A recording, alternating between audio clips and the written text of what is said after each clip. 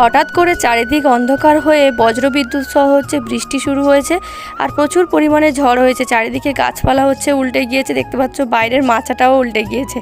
তো আমরা এতক্ষণ বসে বসে অপেক্ষা করছিলাম কখন ঝড়টা থামবে আর আম কুড়াতে যাব। এই আম কুড়ানোর সঙ্গে ছোটোবেলার প্রচুর স্মৃতি জড়িয়ে আছে। আর আম আমার একটা ভীষণ পছন্দের ফল।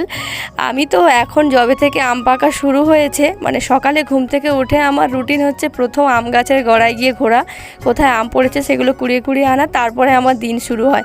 যতক্ষণ ঝড় হচ্ছিল আমি অপেক্ষা করছিলাম কখন আমটা কুড়াবো। তোমরা দেখতেই পাচ্ছ যে এখনও বৃষ্টি থামেনি, ঝড়টা একটু কমতে আমি ছাতাটা মাথায় দিয়ে চলে গিয়েছি আম কুড়াতে। বাইরে তো বিছিয়ে পুরো আম পড়েছে, বলতে গেলে গাছে যা আম ছিল সবই পড়ে ফেটে গিয়েছে, নষ্ট হয়ে গিয়েছে। তাই জন্য সব দিকে গাছপালাগুলো আম পড়েছে সেগুলো সমস্ত কুড়িয়ে নিচ্ছি। দেখো পুরো এক বালতি হয়ে গিয়েছে বাইরের শুধু আম গাছটা।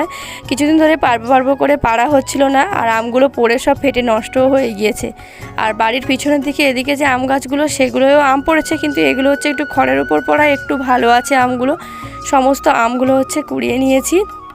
আর তোমাদের কার কার এই আম কুড়ানোর সঙ্গে ছোটোবেলার স্মৃতি জড়িয়ে আছে আমাকে কমেন্টে জানিও। সব আম গাছগুলোই ঘুরে ঘুরে আমার সমস্ত আম কুড়ানো হয়ে গিয়েছে, তোমাদেরকে সেটাই বলতে বলতে আসছিলাম।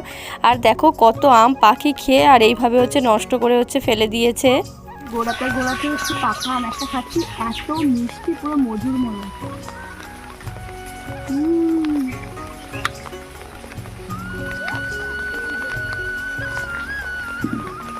খুব মিষ্টি, প্রচুর প্রচুর। সমস্ত আমগুলো ধুয়ে এখানে বিছিয়ে রেখে দিয়েছি। দেখো কত আম পড়েছে। আর তোমাদের কার কার পছন্দের ফল আম সেটা কিন্তু কমেন্টে জানাতে একদম ভুলো না। আর ঝড়ের মধ্যে ছোট্ট এই কলাকাঁদিটাও পড়ে গিয়েছে। আজকের ভিডিওটা এখানেই শেষ করছি, দেখা হচ্ছে নেক্সট ভিডিওতে।